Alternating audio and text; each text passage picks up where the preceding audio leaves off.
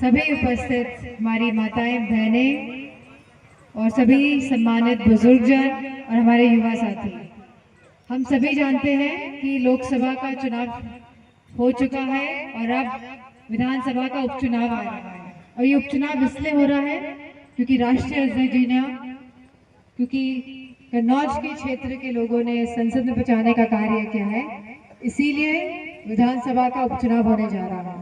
तो सबसे पहले तो मैं आप सबको बहुत बहुत धन्यवाद और आभार देना चाहूंगी। और ये धन्यवाद और आभार इसलिए है जहां आप सब ने समाजवादी पार्टी का पूरा समर्थन दिया और अपना एक एक वोट समाजवादी पार्टी को देने का कार्य किया।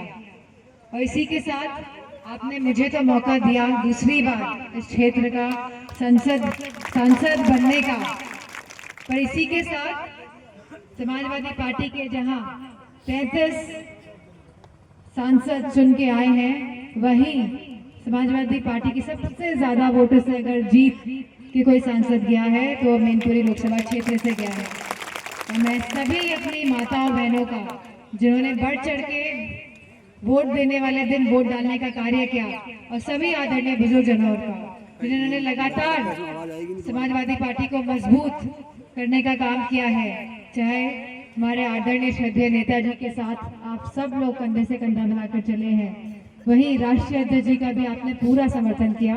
और 2024 के चुनाव में भी जो आपका जन समर्थन हमको मिला, इसके लिए हम आपके हमेशा कृतज्ञ रहेंगे।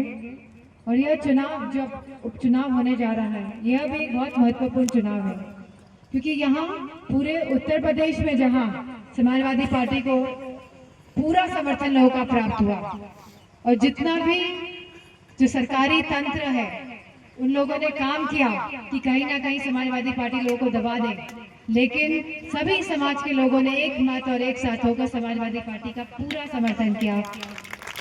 और मुझे पूरा विश्वास है कि ये चुनाव जो कहीं ना कहीं 2027 के चुनाव की भी नींव रखने का काम करेंगे, क्योंकि अब चुनाव विधानसभा के दूर नहीं है। और कहीं ना कहीं भाजपा के लोग जानते हैं कि आज सभी समाज और वर्गों का साथ समाजवादी पार्टी के साथ है। और जहां हमारे राष्ट्रीय अध्यक्ष जी ने पीडीए का नारा दिया, तो हमारी माता बहनें पीडीए के बारे में जानते हैं कि नहीं जानते? क्या है बताइए? ये नहीं बताएंगे तो सब जानते होंगे। उधर बताइए पीडीए का मतलब क्या होता है? हाँ, जल्दी बताइए।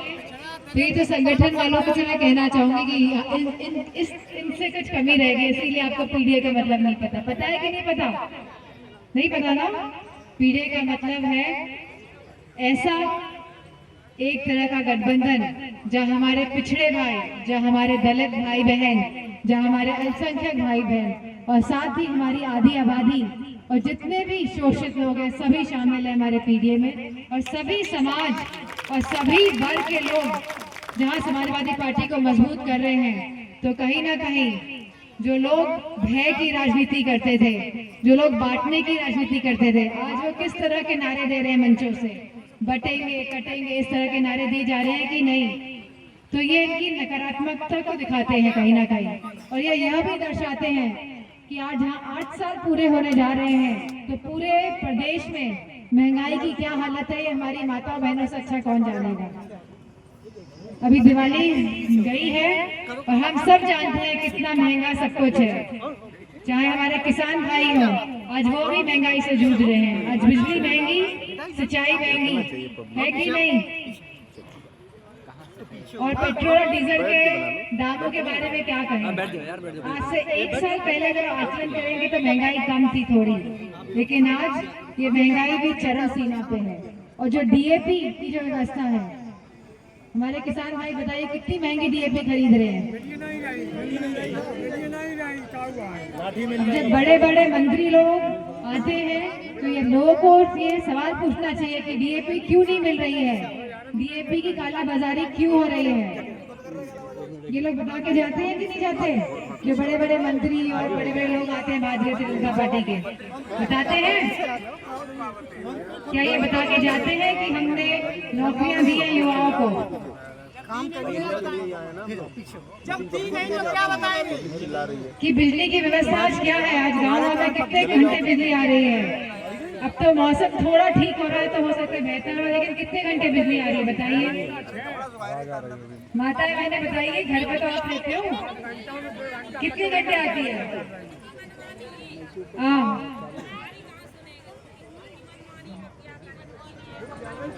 तो बिजली की जो व्यवस्था है पूरे प्रदेश में ठप पड़ी हुई है, चरमरा गई है।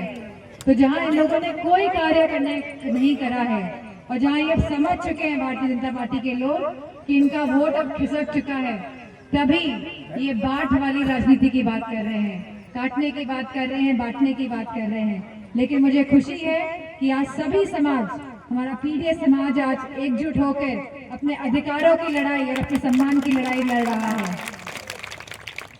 आज महिलाएं, जहां पेंशन मिलती थी महिलाओं को, आज पेंशन मिल रही है? अब बताइए, आदरणीय और श्रद्धेय नेताजी ने जहां कन्या विद्याधन दिया था, जहां बेरोजगारी भत्ता दिया था, जहां नेताजी समझते थे कि किसानों की क्या दुविधा है, और बिजली पानी मुफ्त करने का जो कार्य किया, और जो दवाई और रोटी सस्ती हो उसकी बात कही, और जहां आदरणीय अध्यक्ष जी ने लगातार इन्हीं बातों को सोचते हुए पूरे प्रदेश में काम करने का जो आपने मौका दिया, तब उन्होंने काम करके दिखाया। लेकिन आज मौजूदा सरकार